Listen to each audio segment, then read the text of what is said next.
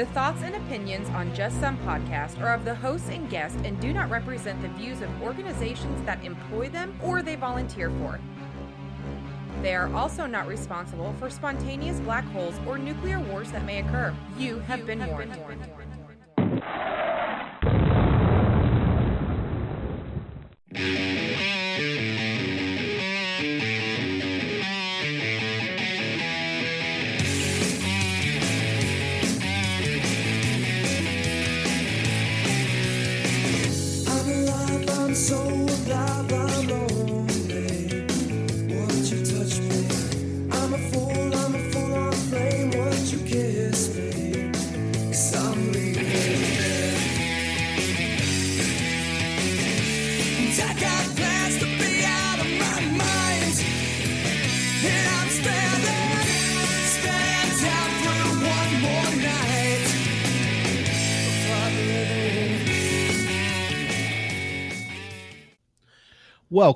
Welcome, everybody, to another fun-filled and exciting episode of Just Some Podcast. This is Tom.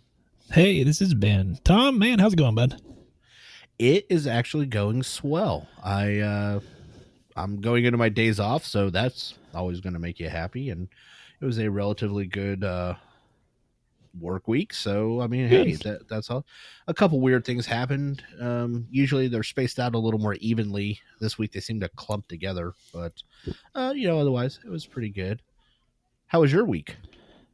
Not too bad. We're getting into our time of child exams and school physicals and getting immunizations all caught up. And so I think the other day I had like 8 or 9 of those on my schedule just for one day. And so it's been busy, but not bad.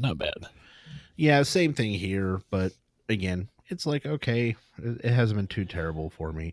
So, Ben, I think we need to let everybody know exactly what's going on this episode. Go ahead, sir. Let them know. Let them know. It was my dumb idea, so you're forking it back on me. Thank you. So, everybody, we talk about the whole team here at Just Some Podcast, those slackers that we call Sam, Kyle, Jason, John, and Ben, sometimes Audra, rarely Megan. That is the JSP crew, but realistically, Ben does all the heavy lifting around here. And we just thought, hey, instead of Ben working tirelessly to help polish this show and do massive amounts of editing, what if we just did an episode raw? No editing. As soon as we hit record, you guys are here in the feed, and you guys get to actually hear what we do, all the little screw-ups, flubs, everything. Yeah, exactly. All the little things in the background that Ben so tirelessly works out of the episodes. He's going to leave in this time, and we're going to see. And if you guys love it, great. Let us know. We'll do more of them. Because I think it's going to be fun. Because now we can't go back and be like, hey, maybe nope, that's in there. Nope. So this is basically like a live podcast. At least this there you go. I mean, yeah. So we hope you liked it, and we decided to do something fun since we were doing a Rob episode. Like, we don't want to do this on some serious subject where we have to have lots of data and we got to talk back and forth, etc. Blah blah blah. So we decided to review a movie. Yeah, so we wanted to kind of pay homage to our buddies over at Pop Psych 101, which is what they do. They look at mental health aspects in popular movies, TVs, books, things of that nature. And so we thought, you know what, let's kind of pay homage to them. We've had a busy month with mental health awareness. It was it wasn't a bad month by any means, but it was just lots of heavy information. And so we wanted something a little bit lighter and kind of more fun. And so we thought, let's pay homage to them. We're going to medically review a movie for this episode. Yeah, again, it was a great month, but lots of prep work, lining up guests, and time constraints, and so we just decided, screw it, let's just do what we want to do. So we reached out, we did some polling, mostly on Facebook, I believe, and for some reason, there is a lot of people that wanted to see us. We got lots of movies, but I think overwhelmingly it seemed like Flatliners from 1990 was a movie everybody was like, you guys really need to take a look at this.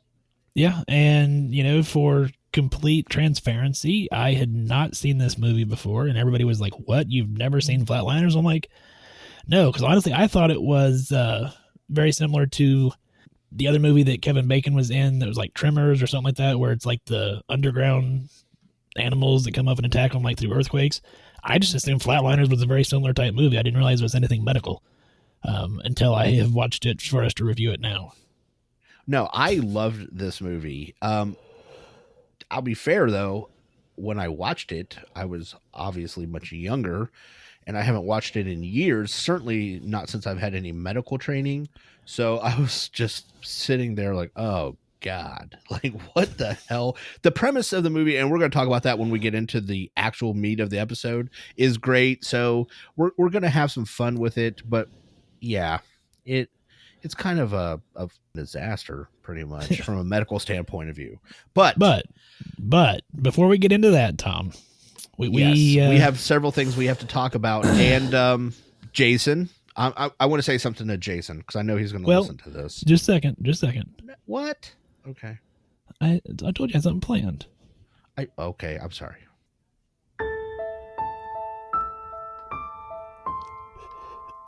So, Jason, we didn't mean to forget you and not give you the shout out for helping us to hit #Mission Antarctica.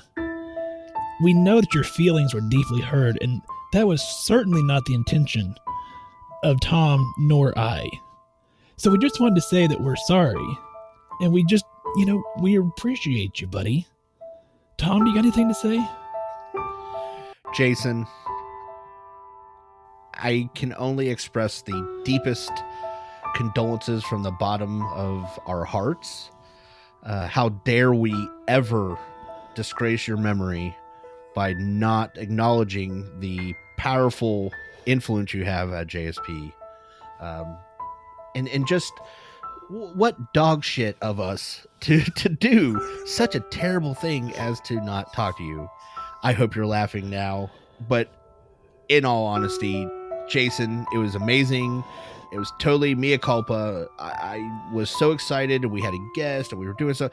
I messed up, Jason. It's on me. And so Ben came up with a little something for you, and we just wanted to express how sad we were that we didn't give you the proper and in all honesty, we do like people when they interact with us, and Jason went out of his way to kind of do something for us. So absolutely. So we do realistically want to say thank you, and thank you to everybody that listens and writes to us, etc. But at the same time, damn, bro, he messaged me and literally was not happy. So, but I think we made up for it. I found some music, and we'll give a shout out to the producer of that at the end of the show. And I thought the music was, it was needed, and I felt that was the appropriate response for forgetting him, because we do appreciate him helping us get Antarctica. So. All right, and you had another shout out you wanted to give, sir? Yeah, so a new listener, Chris, I know you're out there. I know you're going to hear this episode soon. He reached out to us, and he really enjoyed the podcast. He did, in particular, I shouldn't say I don't know how I would describe it, actually. The Kidney Stones episode, he says he usually listens to podcasts about murder and stuff like that, like those type true crime. And he said he actually had to shut it off. And threw his phone because he was so grossed out by listening to someone discuss kidney stones. Chris, I do believe, is not in any sort of medical healthcare field, so he was not prepared for some of the things he heard. So, Chris, big ups to you. Welcome, and I'm glad you're listening to the show. Yeah, we appreciate it. But if you're interested in reaching out to us, you can find us on Facebook, Instagram, Twitter, or YouTube. All at Just Some Podcast. Or you can find us on the web. We're at www.justsomepodcast.com. You can also find us on our podcast hosting station. That is justsomepodcast.libsyn.com. And we're also on Helium Radio After Dark, because of Tom's mouth. Helium Radio After Dark. That's their channel too. Thursday nights, 9 p.m. Eastern, 8 Central. See, that's normally the stuff that I would edit out because it was just to make Tom laugh. But you know what? You get to hear it. You can also, if you like this episode, admin at justsomepodcast.com. Email us, let us know. Tom, what else can they do to help us out? Well, first of all, they can forgive Ben and all his trespasses for making fun of me on the Raw episode. Then they can rate us and review us on any of those social media sites that they just heard about. They can go to our website. They can scroll to the bottom. There's an Amazon affiliate link. Click on that, and then they can continue shopping like nothing ever happened. And those proceeds from Amazon help go to the show, which then we put back into our broadcasting and episodes. So we appreciate everybody that does that. There's another I'm doing it again. All right. Fuck it. So Don't forget, and I am directly the reason we're probably on Helium After Dark. So that's legit. It's okay. Don't forget, you also can find all of our merchandise on our online store. It's on our website, justsomepodcast.com. Up at the top, you can click online store, take show, or get you some Words Are Hard, which you're probably going to hear a lot of during this episode. Get you some Words Are Hard merchandise, some Just Some Podcast merchandise. We are the most okayest podcast ever. And we'll roll from there. Tom, man, I think we're going to have a lot to talk about. I think we're going to skip stories. Let's just jump right into this episode, and let's pay homage to our buddies over at Pop Psych, and let's medically review the 1990 psycho thriller Flatliners. Yeah, so, well, it is going to be medically reviewed, but, I mean, you can't talk about the movie without including all of it, because it's not just about medicine. So I'm going to kind of lay it out there for those of you that have not seen Flatliners. Flatliners, a movie made in 1990, as we already said. It's starring Kiefer Sutherland, Julia Roberts, Kevin Bacon, Oliver Platt, and Billy Baldwin. Which, if you weren't around in the 90s, that's like an all-star cast. Yeah, that's like the B plus Rat Pack right there. Yeah, I mean, that is those five composed probably 20% of every movie made in the early 90s. So easily that's an all-star cast.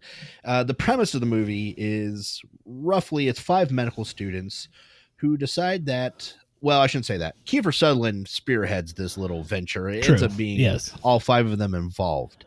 And what it is Kiefer decides to advance science because, he's a studious medical student. And he decides, I'm going to die, like controlled, kill myself.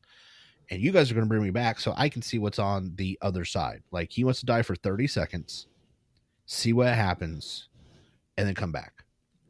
Which, as we kind of talked a little bit pre-show, is kind of an interesting premise. No, absolutely. I mean, the premise of the movie is, I think, fantastic. Like, that's really cool. It was the medical acumen that I was like, whoa, what just happened in this train wreck when I was watching it? And, you got to figure out, well, the reason that Kiefer Sutherland had to get everybody else involved is, I mean, if you're going to commit murder, you don't want to do it by yourself. I mean, you want to have a group of friends with you. That way, you can all be responsible for it, right? Yeah, I love that part where he, at one point in the show, he hands them a letter. He's like, this absolves you. And the nerdy guy, Oliver Platt, was like, this doesn't do shit. So yeah, that's pretty much. Yeah. Yeah, pretty much. By the way, for some clarity, just so you know, we will not be referring to them as the characters, just the actors. Because, I have no idea what Kiefer Sutherland's character name was, but we all know who Kiefer Sutherland is. So we're just going to say the actor's name, except for the name of one character to be named later. So we'll get to that. Yeah, that's funny. So we'll get to that in a second. So the other half of the movie, so the first half is all these guys are going to get together and they're super awesome special medical students. And apparently this medical school has no security whatsoever because these guys are just running around doing shit and stealing medical equipment left and right. Exactly. But how are they not missing the medical equipment? First off, how are you able to take significant portions of medical equipment to a room that is anyway? We're going to get to that here in a second. We'll talk about that here in a second.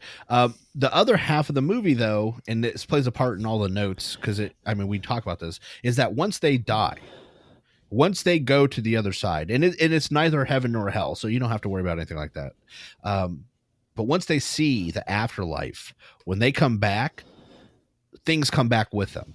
Like their greatest, what they consider their greatest sin. They talk about that. Though that's rarely what I would call any of those things, but that comes back with them and they have to deal with them once they're alive again. So that's what makes it cool. Like, oh, you just didn't get, it's not just like, that'd be a 30-minute show. It'd be a documentary. I killed myself. I came back, end of story. But when they come back, things come with them. So they have to deal with those consequences. And then pretty much, I mean, I don't want to say the word hilarity, but I'm going to use that. The code scenes in this movie are pretty hilarious. If you have any involvement whatsoever in the medical field or have ever been involved in a code or a trauma, you will sit back and just go, what the hell did I just watch? Right. Yeah. The code scenes are quite interesting, but that's really not how it starts. I mean, we get a... Yeah, it starts off with a bang. Yeah. Kevin Bacon and his amazing 1990s hair. It was lady ready. Wasn't it, though? It was like, oh yeah, buddy.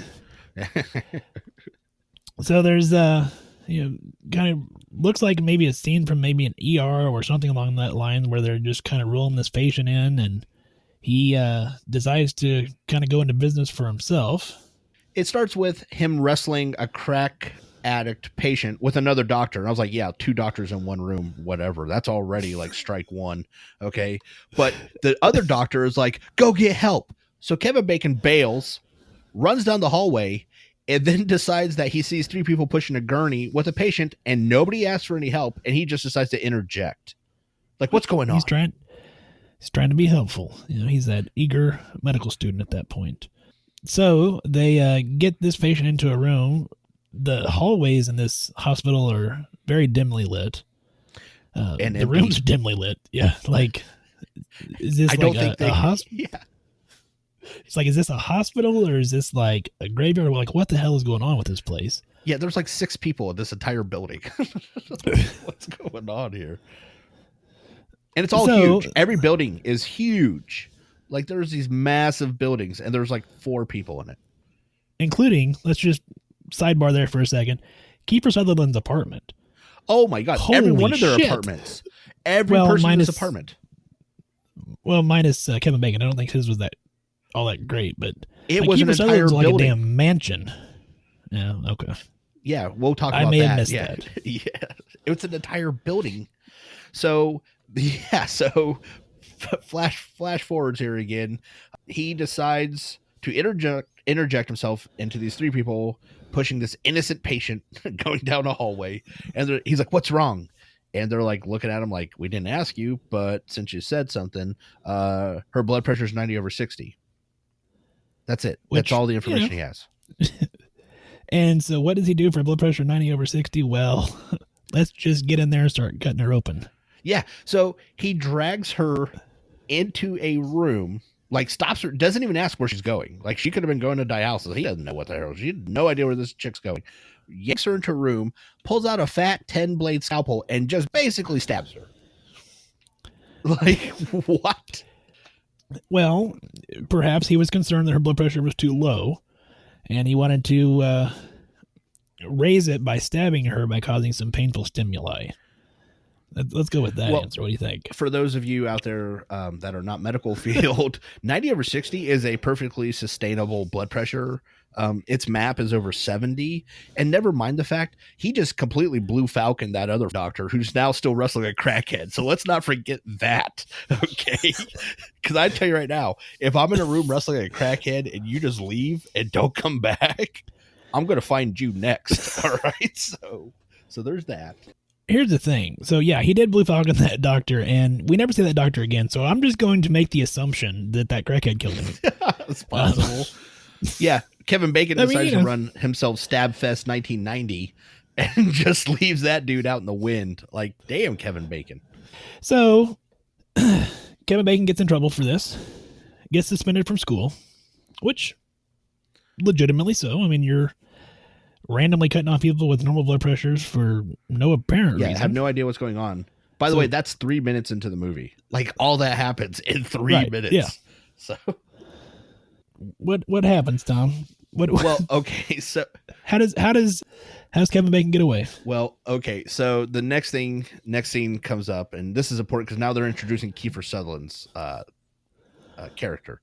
So he shows up, and instead of like a normal human being calling or knocking on the door, he's yelling up to Kevin Bacon, who's in the second floor window of his massive building. That's his entire apartment, which I'm still like, what the hell? And while they're standing there talking, and I will point out, Kiefer Sutherland at this point, this is probably one of the most accurate parts of the movie, is explaining to Kevin Bacon why he got suspended, and rightly so. And Kevin Bacon's like, nah, fuck this. Climbs out the window, second story, and rappels down the side of the building. At which point, he gets into his giant 2.5-ton used military truck, and they live in a city. Like, does anybody who designed this set? So I'm going to have to assume a few things here, Tom. Number one, maybe the staircase is out in his building. Oh, boy. Number two, he's got to be ex-military. Like, he's rappelling. He's got this military vehicle.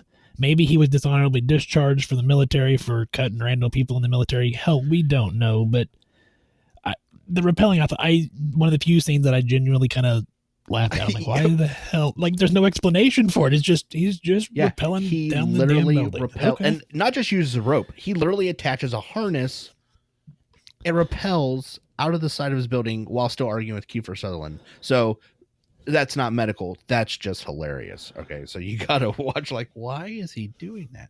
So next up is you see on screen Julia Roberts, everyone's favorite hooker of the 90s. She's a unicorn hooker too. Like, it's her first day and she's beautiful and not on drugs. Like, if you're gonna find a hooker, that's the hooker you want to find. Okay. And she's taking care of some elderly patient. And wow. And as funny as that statement I just said was, and it's true, everybody out there will agree with me, that's true. What is likely the saddest and one of the realest moments of the movie then happens. Julia Roberts is taking care of an elderly patient who knows she's dying and she's preparing for death. And she literally looks at Julia Roberts and says, please don't let them bury me on a Saturday because it cost $150 extra for funeral services on a Saturday. And I'm like, holy shit. First of all, think about how sad that is for just a minute. Let that rattle around in your brain. And then second of all, how screwed up is it that was in 1990 and things likely have not changed at all in 2019? Yeah. That's a long, hard thinking and fucked up situation. That's what that is. Oh my God. All right. So Ben, what happens after that? But let's get into the actual, what the actual, the name of the movie is, Flatliners. So, as you had kind of alluded to earlier, Kiefer kind of has this plan to kill himself tastefully and have his friends bring him back to life. Also, because he wants to see what's on the other side. This doesn't take place in a hospital, mind you. Somehow, they steal all this equipment and they go into some building under renovation that looks like it's out of Bruce Wayne's basement because it's like Art Deco and Gothic style architecture everywhere. It's the size of an auditorium, but nothing else is there. I'm assuming it has to be part of the medical school somewhere. Maybe it's a building they're redoing. I don't know. They had construction tape and shit up on the outside. Yeah, well, that all plays a factor here later on in the movie. So, okay, so then go on. So we decide that we're going to kill himself. So he goes over the plan with everyone. And you got to have someone recording it, because when you're going to kill your best friends, you want to make sure that you have good video documentation of such. Or I guess if you're trying to do a medical experiment of seeing what's on the other side, I guess you want to have documentation of that as well. So he goes over his medically sound checklist. So we're going to use some chilled D5W. We're going to cool him down to 86 degrees. Arbitrary. We're going to use they're going to use the cooling blanket, which also is a hypothermia system to cool him down to this 86 degrees. Once we get there, we're going to light him up and let him ride the lightning. 200 joules. I'm going to try to stop his heart. They're going to watch him for a certain amount of time, and then they're going to bring him back to life. They decide this first dip into the underworld, they're going to go for 30 seconds. And then he gives very specific instructions to the fuck sticks that are just wandering around there. And he's like, okay, then you're going to slowly and I don't know why the emphasis on slowly warm him up and give him 1 cc of adrenaline, and then bam, defib him again, blammo, Kiefer Sutherland's life. That's the whole plan. But, Tom, if they're going to do this, I mean, you want to have something to at least enjoy the ride on the way out, right? So what are we going to do? We're going to hook him up with some nitrous too, because we all got that laying around. Exactly. And at this point, I was wondering, is there one technical advisor on this entire movie that had anything to do with it? And there actually was. I did research it. They did have a technical advisor. Yeah, well, I don't even know if legally we should say this. To go over the medical aspects of the EEG, EKG, because they did hook him up to the EEG to also monitor his brain waves to wait for him to be officially brain dead before they decide to bring him back. Which they incorrectly hook up. They incorrectly hook up the EKG leads. So they do this monkey shit plan, and somehow Kiefer Sutherland dies because none of that should have killed him, religiously, honestly. And they defib him, and instead of just screaming at him like, you just defibbed me, he dies. Because in real life, he would have just been like, ow, that really sucked. Don't do that again. But, he's dead for movie purposes. And I want to point out, yes. At this point forwards and for the rest of the movie, I was completely jealous because it was always my dream during codes to manually defib somebody. So for those out there that have never worked a code, or the non-healthcare people, we have these things. I don't know if this is a brand name. We just call them stat pads. Like there's these huge dinner plate sized, big, thick, sticky pads that we put on your chest and on your side, and then we connect that to the machine, right? So in the movies, the thing you see them sliding their hands together, those are actually just big sticky pads in real life. But they do keep a manual set on the back of those life packs or Zols for emergencies. Yes, they do. And yes, literally, I would beg somebody to let me, when you got the call out like priority 1 trauma arrest or something like that coming in, I would like, please let me be the day. And they would never let me. But I was always prepared to pull out this manual defib paddles. And so I just think it's a good thing to tell them, like, I really want to do that. I was jealous every time I saw them they gun somebody up. I was like, man, you never wanted to do that? Oh no, I absolutely did. Yeah. I think everybody wants to do it. I always want to do everybody wants to do the manual. At least once. All right. So, yeah. So, so they kill him, and they stand there and kind of look around and watch him be dead. Which, I mean, I guess rightfully so. I guess if you just killed a man, you'd probably kind of stand there befuddled as well. Okay, true. Especially someone who, I mean, that would be kind of an odd situation to be placed in. So after they stand around for a little bit, they decide, well, you know what? He's been brain dead for a good 30 seconds. We should probably go ahead and start the second half of the plan, which is bringing him back to life. And Tom, what did they use to do that? Well, Julia Roberts, in all her infinite wisdom, decided to start off with sodium bicarb. No epi, no anything else. By the way, there's no O2 or bagging going on at this point, or CPR. She just pushes sodium bicarb. Well, after he starts breathing, they give him some oxygen. I mean, they were at least nice, enough for that. Yeah. Post arrest, we should air this dude up a little bit like a flat tire. So they do the CPR, and so I was doing some research, Tom, because we want to talk medically about this show. Well, first off, let's just say their technique was shit.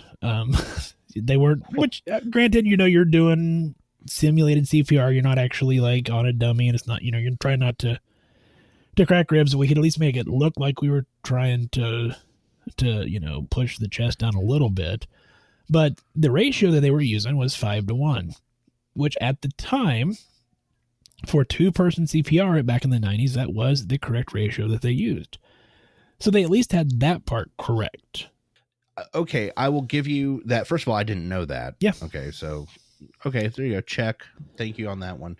But honestly, the technique, I can even give them fake Hollywood. Okay, like you said, we're not trying to really break Kiefer Sutherland's ribs, but they were like literally counting like 1, 2. I was like, holy shit. Like nothing was going on. I was like, this dude's really dead. If this is CPR and Baldwin is doing his compressions, he's dead, man. Well, that's So just, there's that. and Tom, I'm just curious, and you and I are both ER nurses, and we've done CPR probably hundreds of times. How many times when you do CPR have you immediately had the patient sit up and be in an ability to just kind of walk out of the hospital like, hey, everything's fine now. Thanks, guys. You saved me. Yeah, like Kiefer Sutherland is totally Johnny on the spot. Like, let's go get an espresso, 65 normal sinus rhythm. Exactly. Yeah, they're like, oh, and they don't check his vitals, like his blood pressure, until they're at the like Chinese in like Chinatown or wherever the hell they were at. Yeah. Like, by the way, when there's no medical equipment in the back of that ginormous truck, they decided to check his blood pressure and stuff. Yeah.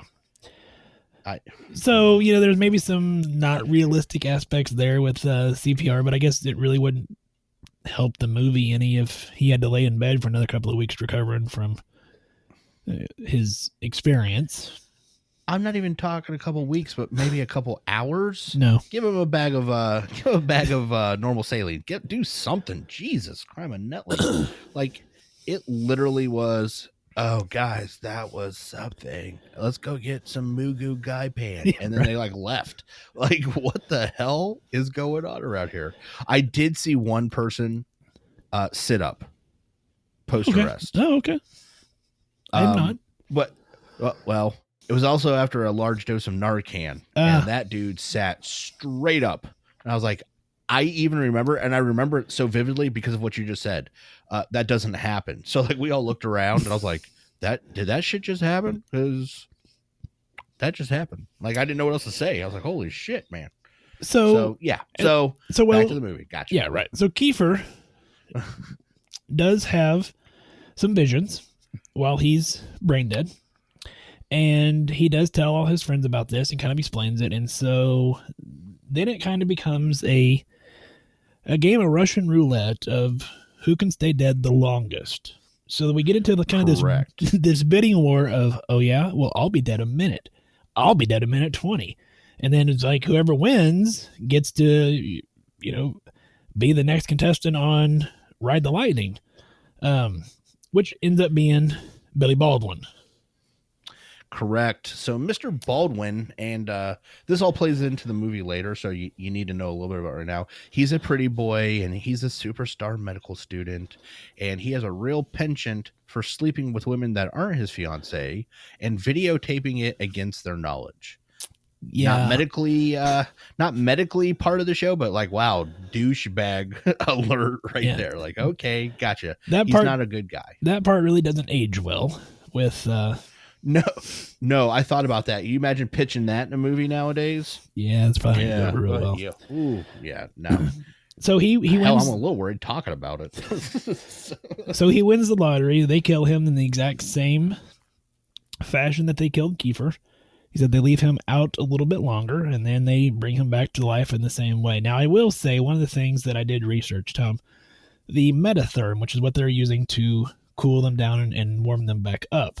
That is a real medical device. I did check into that. It is a hypothermia blanket. However, it's two blankets, one on bottom, one on top. It has water running through it, which is how they warm the body or cool the body. Not the cool little electric lights that light up whenever, blue for we're going to freeze them and red for we're going to warm them up. Yeah, more that's Hollywood effect. Yeah. Yeah. And we talked about this a little bit pre-show, is I've actually done hypothermia protocols on people in ICU.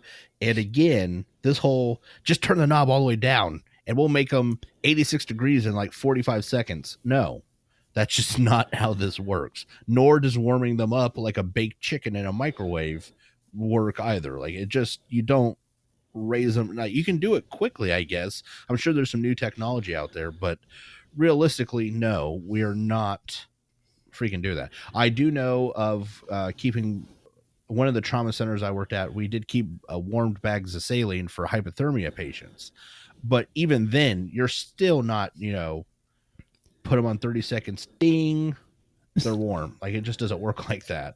And the other portion that they don't show in the movie, which we're just going to have to assume happened because they were monitoring body temperature, was the way that the this hyperthermia blanket works as far as to display the patient's temperature is one of two temperature probes, one either rectally or one as a Foley. So we're going to have to assume that they got a tube shoved somewhere in order to adequately monitor their body temperatures. However, let's get back to the rest of the movie. So this is kind of where it starts getting into the psycho thriller kind of portion of things, because what happens after they start coming back to life, like you said earlier, you alluded to, the sins kind of come back with them, as is what they say. But they start kind of hallucinating, and some things start happening to the two of them that have already been dead. So, Kiefer starts seeing things. Kevin starts seeing things. Well, Kevin's about to die. Kevin Bacon hasn't died yet at this point. But Kiefer Sutherland starts seeing glimpses of a little boy named Billy Mahoney that he was involved in an accident with when he was a child. And then Baldwin, in the lamest sin comeback of all time, just starts seeing visions of the video sex tapes he had. I was like, so his punishment is to watch him having sex with beautiful women. Like, okay, yeah, that's terrible. So that's what happens when you're a Baldwin brother in Hollywood. That is true. So they know something's going on, but they think they're crazy at this point, right? So they don't tell anybody. Kevin Bacon's Mr. I'm an atheist and I'm a skeptic, and I don't think you guys are really seeing anything. So he wants to take the deep dive. Right, which at this point is probably the most legitimate reason for wanting to do this, because Kiefer was to be famous. Billy Baldwin's was to be famous. And Kevin Bacon's is like, at least he has a legitimate excuse for wanting to do it. Yes. Well, at least as a control subject, I guess you could say that in this case. Though he does kind of do it in a weasel dick method. Like, him and Julia Roberts are arguing back and forth, so he just keeps outbidding her. And you turns out later on, has a pure reason as well, but it's not related to the group. Like, everybody else is doing this to be famous or something, and she's doing it for herself, so you don't find that out till later. Right. But the point is he kind of pisses her off. He pisses in her Wheaties. And then he takes the deep dive for a longer period of time now, because they keep extending it out each time. So again, they use the exact same techniques for CPR. We've already kind of hammered that to death, so we can leave that alone. Oh my God, I don't want to though, because it's horrific. It's like watching a slow motion car wreck. Like, every time you're like, oh God, this again. So all right, so they do all that. But I mean, Kevin Bacon's trip's not really much different. Like, he goes under and he sees visions of him saying mean things to another person in like grade school. Like, that's your sin? Is you were a jerk? You're mean. Yeah. Yeah. Wow. No, that's powerful stuff, Kevin Bacon. Now here's where Kiefer. Poor Kiefer. Poor Kiefer. So, as you alluded to, Billy Baldwin sins, his tapes are popping up everywhere on TVs and, like in the student lounges and stuff. It's not actually there, but that's what he's seeing. Kevin is having flashbacks to this young woman that he was verbally abusive to in school. Kiefer's, his takes it a step more. He kind of started getting his ass whipped, right, Tom? Yeah, so Kiefer's little buddy, who I found a variety of names when I was writing the show notes for this, and they all cracked me up. I like Billy Knuckle Duster Mahoney is one of the ones I like to call him there. He straight dots Kiefer Sutherland a couple of times. Like, it breaks from hallucination to he actually bust Kiefer Sutherland in the nugget a few times with his fist. And when they show up to deep dive Julia Roberts, they're like, dude, you're bleeding from your face. He's like, oh yeah, I got mugged, because he doesn't want to tell anybody. He thinks he's still crazy, right? So like, oh my God, because before it was just like, I think I'm crazy, and then he got sack of rocks ass whooping from Billy Mahoney. And Billy Mahoney ain't playing. Billy Mahoney was straight ass clapping Kiefer Sutherland there a little bit. So I'm just saying it's legit. So now Kiefer, now he's freaking out. So, but here's the kind of the dick part of Kiefer Sutherland is he doesn't mention this to anybody. Yeah. So this, he doesn't, because he's basically withholding this information. Yes. While these other people are continuing to take this ride. And it's kind of a dick move. Major dick move. And then on top of that, if you've ever wondered why do we have IRBs in research projects, this is why. Because this dude withheld information that would have directly influenced her decision to die. So, but right, because most people wouldn't have been like, no, I don't want to get my ass kicked by my memories. I don't think I'm going to take this. I don't think I'm going to take this ride. Yeah, like I don't want a little dude coming at me and just straight giving me the left jab for 5 rounds. Like it's not pleasant at all for Kiefer. Now, granted, nobody else is having these problems, which again, weak ass writing. Like, come on, movie people. So Kiefer Sutherland is having a legitimate like movie moment. Like the whole movie could have been Kiefer Sutherland at this point because nobody else was doing shit. Because man, Billy Mahoney, that dude, holy cow, man, he was going for the title belt. Like, I mean, he was taking it to Kiefer. So all right, so go back forwards. Julia Roberts. This is another part where the movie diverges, and I actually think she has a very fucked up sin, even though it's not her sin. Yes, like when you think about it, like why did that happen? So Julia Roberts, but in her mind, it is true. Okay, so what happens is Julia goes under, and her vision is of her father coming home from Vietnam, and she walks in on him in their restroom, and he's shooting up heroin.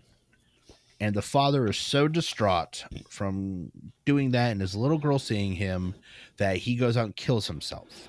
So Julia Roberts hangs on to this guilt that maybe if she hadn't walked in on her dad, he would still be alive. Which there was a portion of this. That's just mentally, that's a mental fuck up. Right? I mean, I can't imagine being a little kid seeing that and then feeling that my whole life. Like that legitimately was like, oh man, like that's terrible. Well, and there was that one portion where her mom, or you assume it was her mom, is like, looks at her and says, "This was your fault." So, I mean, that's why she's holding on to that. Well, that kind of cemented it right there. So, Julia, back that's a mental health thing. Maybe we should have got Micah in for that part. But back to the physical medicine part is all of a sudden they're like, okay, Julia Roberts has hit her depth time. We got to bring her back. And if you've also ever wondered why there's Jayco or OSHA, here's why. So never mind the fact that they're doing this bullshit medical procedure in an abandoned building to start with. Apparently, for medical accuracy, they just left some open electrical boxes. And for some other unbeknown reason, there is rain inside the building and it gets into the electrical boxes. And shocker, no pun intended, all the electricity goes out. Yeah, exactly. I didn't mean it like that. All electricity goes out. Which I really expected at this point, because I seen as soon as the water was pouring down on the box, I'm like, oh, they're not going to be able to bring her back. Like that was what I was anticipating happening. Yeah. Was this is where it's going to go off the rails. Yes. It's one of those guess what happens moment. Yeah, that's what happened. Like you didn't have to be M. Night Shyamalan to figure out what was about to happen next when you saw the 10-second close-up of an electrical box with water running over it. So I will say I thought the same thing the first time I watched it, and I obviously knew otherwise now. But yeah, like, oh shit, bad stuff's about to happen. Before they lose electricity, though, they do try to bring her back with the paddles. Yeah. And well, first off, it's the only female in the cast, so she is wearing her bra because Julia Roberts. She's not. Yeah, she's not. Yeah, there's no boobie on Julia Roberts in a movie. No. So they place the paddles over her, not actually on her, and I guess try to electrify her. Yeah, I don't think that's going to work. In some way, shape, or form. The other thing that I kind of chuckled about here was I was like, wow, so that looks like an underwire bra, and we're going to shoot electricity through it, so Someone's gonna have to take care of those booby burns later. Oh yeah, because she's gonna have a nice U-shaped one under each boob now from that thing. Pretty much. Yeah, I mean, and I also like the randomness. They just start calling out numbers. I need 200 joules. I need 360 joules. I need 300 joules. I'm like, does anybody have a damn clue what's going on? Again, at this point, I'm screaming, just one technical advisor? Just one fucking technical advisor somewhere around this place. So they also, so they decide. Tell about the medicine. So they decide, because they're having trouble bringing her back because they have no electricity and they have piss poor CPR. They actually, and they're not bagging her now. They're just actually doing full on mouth to mouth, which I think Kevin Bacon just wanted to make out with her. But anyway, yeah. So they decide that they're going to give her beryllium, which is an actual antiarrhythmic drug. It is. But she's in a systole, like they all have been. And they decide that if, because that's like, that emotional part of the scene where they're like, we got to bring her back. And they're like, here's the beryllium. And then first off, they have an IV going because they mentioned in the very first one that they have D5, chilled D5 going. So why is he going to mainline it as opposed to actually putting it in the IV? First off. Secondly, they're like, oh, you can't give her that. It'll fry her. And so they don't give her the beryllium, and they end up bringing her back completely, no brain damage apparent, no major issues, and of course she's perfectly fine. Though we should mention, Tom, since we're medically reviewing the show, all these times that we're shocking people at 200 joules, 300 joules, 360 joules, they're shocking a systole. And as we have talked about before with medical TV shows, you cannot shock. I mean, you can shock a systole all you want, but you're basically just frying a heart that's laying there. As a matter of fact, that does come up in the last scene, because they actually do call it VFib, and then they don't shock them. Well, Yeah. So, and that's what I try and tell people is like, she's a meat sack at this point. Like, there is yeah, I mean, seriously, 200 pounds of ground chuck laying there, same thing. Like, they weren't doing CPR, they were pushing drugs, there's no movement, and they just keep zapping her. Like, I don't know what was the expectation. I almost at this point am just sick of seeing people do it on television. I don't mean sick, wrong word. I just accepted it. Like, these fuck knuckles are just going to keep shocking the shit out of a systole, and there's just nothing I can do about it. Yeah, and then Kiefer lets out his secret. Oh, hey, guys. The reason I have all these scars on my face is because, Billy has been going Mike Tyson on my ass and just whipping my ass every night. I don't want to be alone. And so here's kind of where he does start. He gets funnier. He gets a little darker. Because I would say I think it's funnier in the dark sense. Like, he's not trying to be funny. I just started laughing because he is now getting pissed off because everybody else is bitching. And there is a particular scene that's about this time where he literally had to suture his face because Billy Granite Hands Mahoney tooled him up. And he had to suture his own damn face together. He's scarred. He is all busted up. And they're like, you didn't tell us, and blah, blah, blah. And he finally tees off on their ass. He's like, first of all, and I'm paraphrasing here, he's like, him, and he points at Baldwin. He's like, he has to see naked chicks. Boo fucking who. He's like, you, Kevin Bacon, you said something mean to a girl in the 4th grade. Yeah, that's shocker. And then you had to see your daddy. Sad. But did daddy lay hands on your ass every night for the past week? And she's like, nah. And he's like, yeah, brah. Tooled me up. Okay. So he is getting kind of funny at this point because he is getting pissed off about getting his ass fucked up by Billy Bare Hands Mahoney there. It's brutal. Like, when you watch it, I'm like, that little kid is, man. That kid is on point. So Kevin Bacon decides, I know how we can atone our sins. We need to apologize. We need to make it right. So he goes and he apologizes to the little girl that he was mean to. And he takes Kiefer with him because Kiefer doesn't want to be alone because, he's afraid Billy Badass is going to come whip his ass some more. Yeah. And apparently Billy's got GPS. I don't know, because Billy finds him out at this chick's house and starts trying to go to town with him on a pickaxe. Or with a pickaxe. Yeah, well, he does. Old Billy Teenage Mutant Ninja Turtle hands there, Mahoney, fucking goes to town on him in the back of that damn military truck with a pickaxe. Like, how messed up is that? Like, so Billy is obviously on a mission. You know, at first it was scaring him, and then it was like saying stuff to him, and then it was dotting him. Now he's caught at him with a weapon. So Kiefer Sutherland is shitting his pants at this point in time, and he should Rightfully be. So. Yeah.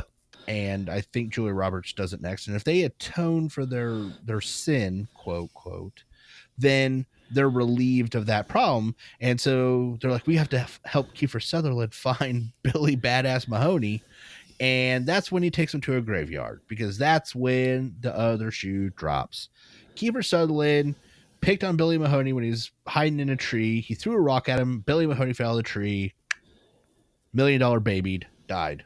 Right there. And artistic license somehow this director, who apparently never saw Turner Hooch, the tree branch lands on Billy's damn dog. So he takes out Billy's dog and Billy at one fell swoop. Exactly. So Kevin makes up for his sins. Julia is able to hallucinate walking in on her dad, and basically he just wanted forgiveness for being a heroin addict. Apparently they hug and go on from there. Billy Baldwin, you know, he doesn't really get to atone for his sins, other than he walks into his apartment and his fiance's sitting there, and he's like, oh great, how long you been here? And she's like, long enough to see all your tapes. Boom. To which he's like, shit. And yeah, so she walks out, she leaves him. Apparently, and that's where it stops, by the way. Yeah, it's just like the writers pretty much go. Yeah, the writers pretty much go, fuck this guy. So like, oops, we had him in the movie. We couldn't write his part out. It was too late. But this doesn't change anything for Kiefer Sutherland and old Billy Four Knuckle Mahoney. All right, that dude has got to happen, and he's like, what can I do? Oh, I know, I can go die again. So yeah, Kiefer decides that he's going to put himself under to get back into that state of mind where he initially seen Billy and was throwing rocks at him. Because he wants to get in there to try to atone his sin so that Billy will quit whipping his ass. Yeah, ballsy. So he goes to their secret location. He draws up some potassium, administers it to himself, throws the nitrous on himself. Yeah, for who knows what damn reason. Well, again, if you're going to go out, you might as well have a little fun with it. Might as well be laughing. Yeah. And so they find him, and they decide that, oh, you know what, he's been down 9 minutes, which is a pretty significant amount of time with no oxygen. No oxygen, no CPR, no brainwave activity. And here's where... I was saying, and mind you, in the hallucination, this entire 9 minutes, he's getting another personalized Billy Sin tattoo right on his noodle because Billy is going to town again. But this time, Billy is where he was, and he's up in the tree, right? So he's just getting walloped with some rocks. I mean, he's getting straight mollywopped. It's terrible. So he's up in the tree getting his ass kicked. And he doesn't make amends by apologizing to the Billy that's beating his ass. I love how I'd apologize too after a week-long ass beating. I'm sorry. Like, whatever it was, I'm really sorry. I didn't mean to. Whatever it was. I mean, killing you and your dog. Well, I don't know. I'm thinking after a week-long ass whipping, I'm going to be like, you know, I was the second shooter on the grassy knoll. You know, like I took a Lindbergh baby. Something like whatever it takes for you to quit whipping my ass. I'm going to say it at this point. Yeah, I like how Ben is just cutting out. Like, he apologized. No. Billy throwing rocks like Samson Mahoney knocks him out of the tree. He screams all the way to the ground, thud like a skydiver without a parachute. At which point, Billy walks over and he's bleeding from the face. He's like, I'm sorry. And then Billy snickers, looks at him like gives him the fuck you wink, turns around and walks off with his now dog. So as Kiefer dies in his dreamland, then they bring him back. Oh, and how do they bring him back? Well, they're going to go Pulp Fiction style here. Oh, yeah. They're going to give him 4 milligrams of atropine intratracheal. Yeah. They take a needle, they go through the cartilage in his throat and inject atropine intratracheal. So what I'm thinking, Tom, medically, yeah, go ahead. Try and justify this. He had to have had a mucus plug or excessive secretions in that small area. Oh, and they really? knew that. So they were trying to use the atropine to dry the secretions so that the oxygen would be able to flow again. Well, I guess for the first time ever, they've had 3 or 4 deaths at this point. They finally decide to intubate for once. Right. And he's been down for this 12 minutes. Yeah, he's been down 12 minutes at this point. Perhaps we should get him some oxygen. How many medical students does it take to kill a person? So 4 apparently. Yes. So Julia Roberts gets out her Miller. She opens up his airway, and she's like, "His airway's too tight." I'm like, "He's dead. It's not. You're not. That's messed up, right?" But at least she had the scope in the correct hand, so that's a bonus point. So she tried tube, and then Billy Baldwin for the win. A little cricoid pressure, and they still can't get it out. So maybe she did visualize said plug, but I don't think so. They end up bringing him back immediately. Well, Pulp Fiction style. Like she stabbed him in the chest and gave him a pericardial injection of adrenaline. Was it what did they say? I believe it was adrenaline, yes. No, or epi. I heard epi one time. So I was like, well epi and adrenaline, same, yeah. Well, yeah, I know, but I'm just saying, like, and that was after Kevin Bacon. That was after Kevin Bacon tried to give him several cardiac thumps, apparently. I don't know what he was doing other than just kind of beating on his chest. I love that. I call that the son of a bitch move. You see that in every movie? They're like, "You son of a bitch," and they're like hitting him in the chest. I'm like, while I do know one ER doctor that swore by precordial thumps, I'm just saying, not usually yelling "son of a bitch," because 12 minutes down with no CPR or oxygen, you should be calling a coroner, not be doing the rest of that. But they bring him back to life. I know, but I literally said, "What the fuck?" when I saw them put the atropine in his trachea. I'm done. Like, what just happened? So they're able to bring him back. They get him back to, spontaneous circulation. And Julia leans down and he whispers in her ear, apparently, that today was not a good day to die. Okay. She straight put her ear to his lips like she was listening to him breathe. So, like, they weren't even using stethoscopes. He was whispering. No, before that, she did. She leaned over. Okay. It was like, hold on, because they were getting ready to shock him again. I was like, you got to be shitting me with what I'm seeing here. By the way, the entire time, Oliver Platt is in the back with his nerd-ass bow tie, just saying, "Oh, my God." That's all he pretty much did the whole movie. So here's my question, Tom. We've kind of summarized the movie now, and so let's talk very briefly, because we're kind of getting to the end of this episode. A few things I want to bring up to you for your discussion. What the hell did Oliver Pratt do that he did not want to go under? What was his sin that he was so scared shitless of that he was like, "I don't want to do this now"? I don't know if it was so much he had a sin, though. That is a very good question. I think he was a serial killer. He had the bow tie and everything.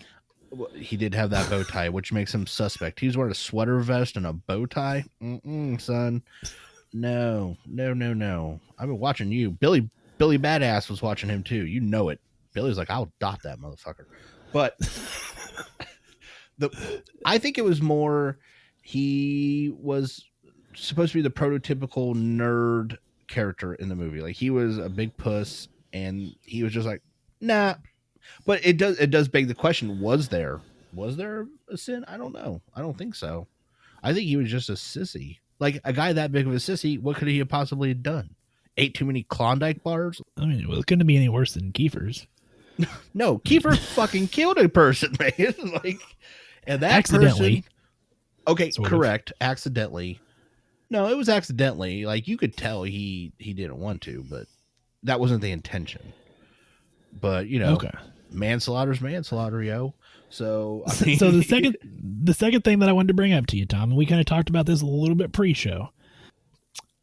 I think this was a Fight Club type scenario. I think they were, especially with Kiefer, I think Kiefer was whipping his own ass. Yeah. I think there was no Billy Badass. There was no Billy Four Knuckles. I think it was Kiefer Four Knuckles, and he was whipping his own ass. Yeah. And then I think he had brain damage. I think they all had brain damage after they were dead. And so he was hallucinating this happening. The Jeep scene proves that. No. When Kevin Bacon got there, all that was there was Kiefer holding the pickaxe. No. See, this is where I disagree. I think Billy really was coming back. All right. I think old Billy Hoodie with a Boogie Mahoney there was he had a mission, right? And you so it was like gang war, right? Like, Kiefer stepped on his territory. Like, he was like, bro, this was settled. And then you came and showed your face. So he had to, like, let him know, right? I think he was. I think the reason you didn't see anything with Kevin Bacon is because Billy Mahoney was only there for Kiefer. Like, he was Kiefer's sin. He didn't have anything to do with Kevin Bacon. Kevin Bacon had that weak ass shit with calling a girl a bad name, which, by the way, we totally surpassed. That's also one of the funniest scenes in the movie. The first time he sees the little girl, she's calling him the names, and she lets that shit out in a tirade. Like, she lit hilarious. That dude up verbally. She was the verbal Billy Mahoney. Like, she called him everything in the book. Like, so I don't know why it's funny to watch kids cuss, but it kind of was. Like, as long as it's not your own kid. Up. Oh yeah, straight up. She just lit him up. So I can see the argument that this was to yourself, but at the same time, like, there was no injuries on his hands. You know, I think the physical manifestation was happening, but that sin is their sin to carry. And so fair enough. I think you're wrong, but fair enough. I mean, that's a ton of introspection on a movie that does not require it. So that is true. So one of the other things that I found interesting, Tom, that I wanted to just mention briefly was the writers and actors of this movie also took advantage of Peter Filardi's research of published accounts from people who had near-death experiences. Almost all accident victims had reported a tunnel leading to a beautiful white light and friendly voices, whereas people who had attempted suicide and had near-death experiences had troubled, emotionally painful near-death experiences. So perhaps that's why all of their experiences were painful, was because they were basically physician-assisted suicide before it was cool, I guess. Yeah, I mean, and I could see that. I could see you saying, well, yeah, you have to deal with those sins or atone for those sins. And maybe that's ultimately what it's like. It's about is you have to pay for it now or later. And if that's what they're trying to get at, okay, I get it. But realistically, yeah, it wasn't an accident. It wasn't a stroke. Like, they were choosing to go to the other side. And exactly. So that's why they were paying for it. Okay. Yeah. See, that's what I think too. So, all right. Well, in order to pay homage to our buddies over at Pop Psych 101, the way they always end their show is they do a rating, and they do it on, Ryan will do a rating of mental health accuracy, the portrayal of whatever they're discussing, and then Mike will do it based on just the enjoyment of the movie. But Tom, I think that you and I can just do both of them. So, okay. Medical accuracy for me, And they usually use something funny each time that they do it that attributes to... And we should give it context. Well, it's a scale, like 0 to 5. Yeah. So we're going to do a 0 to 5 for medical accuracy. And so for medical accuracy, I'm going to use beryllium injections. Jesus. And so I'm going to give this, for accuracy, we're going to go with 2. 2 out of 5 for 2 beryllium injections out of 5 for medical accuracy. Because there was some parts that were somewhat accurate, but a lot of it was not. So, Tom, how would you rate it medically? Do I have to use the injections? Because I have... No, you can use your own. Okay, so I'm going to go with defibs. Okay. Yeah, right, or defib paddles. And I am only giving them 1 defib paddle for accuracy. Because even the times, the only reason they're even getting 1 is because they actually, said words like defib, or joules. Like, at least they didn't say volts, something like that. But other than the fact that they were just randomly saying words that may or may not even be involved in a resuscitation, they didn't use them in any correct sense of the manner. Like sodium bicarb. Okay. Yes, we use sodium bicarb at a certain point in a resuscitation attempt if needed. It certainly isn't the first thing. So I give them 1. Fair enough. Okay. So for enjoyment, we're going to do the 0 to 5 scale. I'm going to say just pure enjoyment. I'm going to give it a 4.5 Flatlines for enjoyment. Because I really did enjoy it. It's my first time watching it. I would probably watch it again. I really did enjoy the movie. So how would you rate it for enjoyment? I too would watch it again, especially if it was like my wife or somebody wanted to watch it. I'm like, yeah, sure, I'll throw it on there. Or nothing else is on TV and that's all that. Sure, I would do that. I'm going to go with Billy Mahoney Knuckles for my rating scale. I knew you were going there. So I'm actually going to give it 4 Billy Mahoney Knuckles. Again, 4 knuckle Mahoney, 4 knuckle Kiefer, 4 knuckle Mahoney.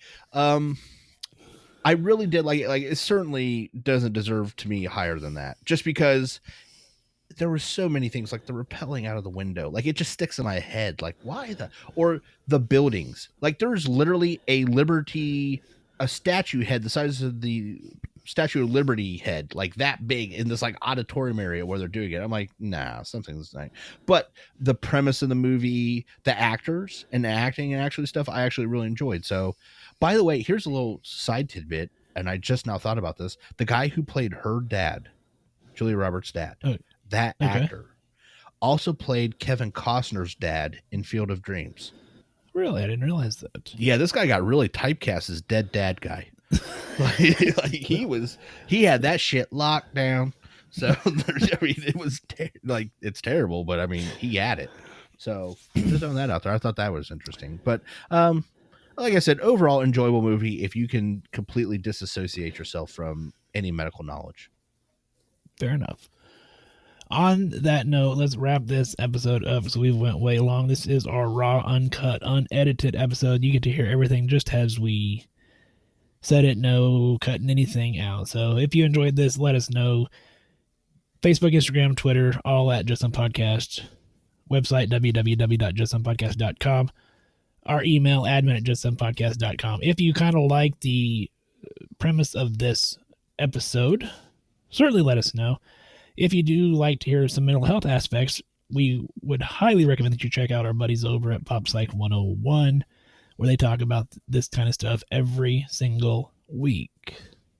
We want to give a huge thank you to Kevin Macleod over at Incompetech.com. If you need music for your podcast, event, or show, go check out his website, Incompetech.com. Also, a huge thank you to Falcon Five-O for always allowing us to use their music for our intro and our outro. On that note, Tom, I think it's time for us to get out of here, man. I agree. All right.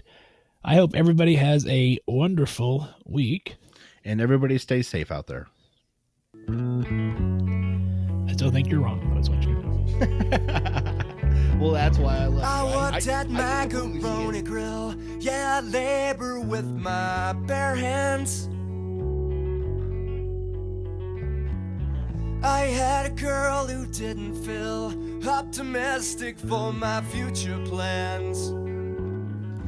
That's the trouble that you get when you just can't admit that all girls want are bank accounts, muscles, and big dicks.